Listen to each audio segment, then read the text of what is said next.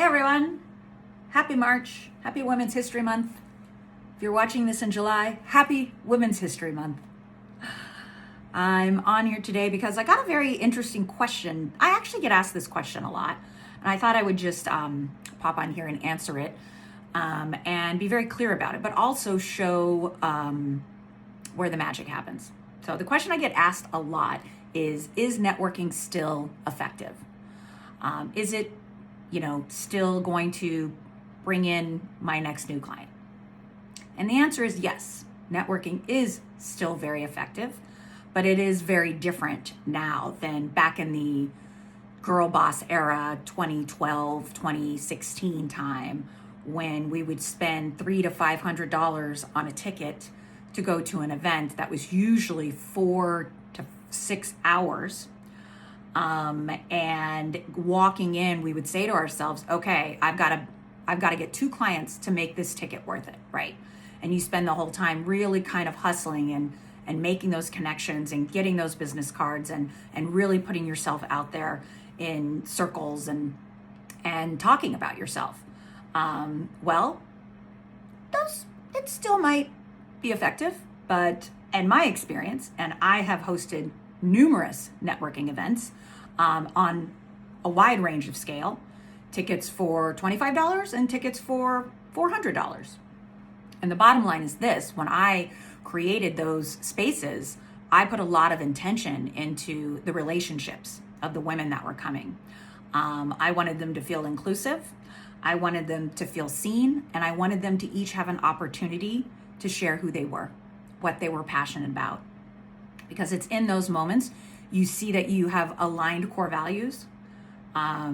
You have someone there that gets what you're doing, and it's kind of validating, right? You may not necessarily get a client right away, but networking now is about building relationships, not necessarily converting clients.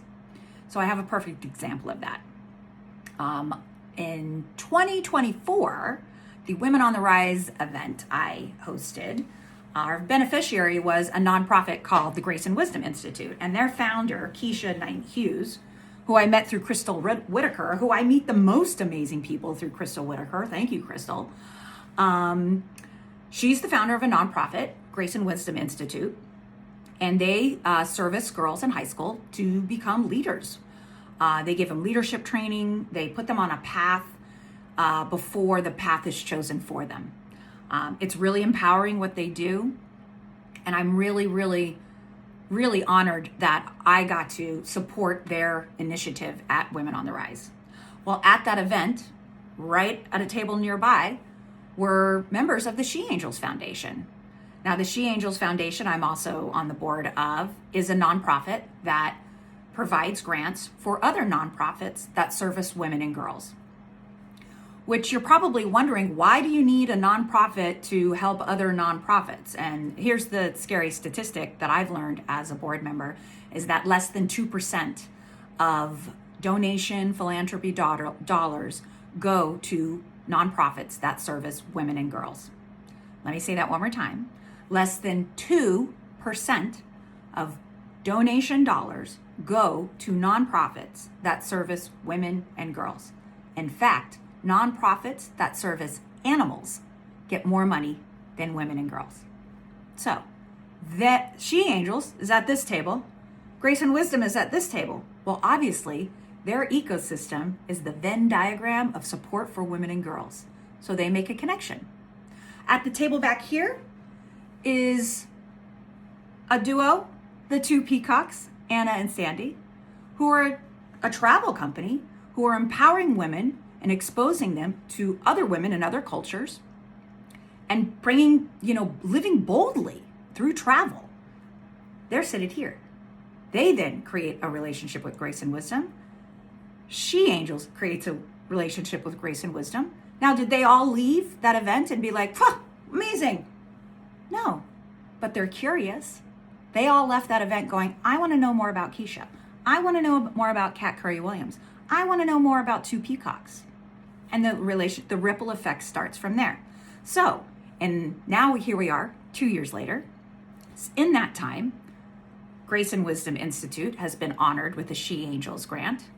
Two Peacocks has created a student travel program with Grace and Wisdom to take their students to overseas to see other students, other international students, leaders, and they all went to Spain. Now, here we are 2 years later, almost to the date, because it's March 2026. And on International Women's Day, Grace and Wisdom is having their annual Paint It Forward event. And they've asked me to be the moderator of their panel, which is about philanthropy and empowerment. I'm honored, absolutely. I will always show up for Keisha. I will always show up for Kat Curry-Williams. Well, here's the cool thing, is that a lot of the people who are coming have come from that very first networking event at Women on the Rise.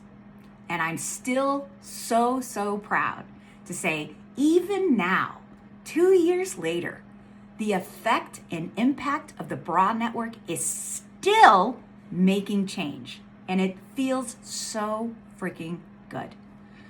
I would love for you to join me this Sunday on International Women's Day. I'll be in Playa Vista.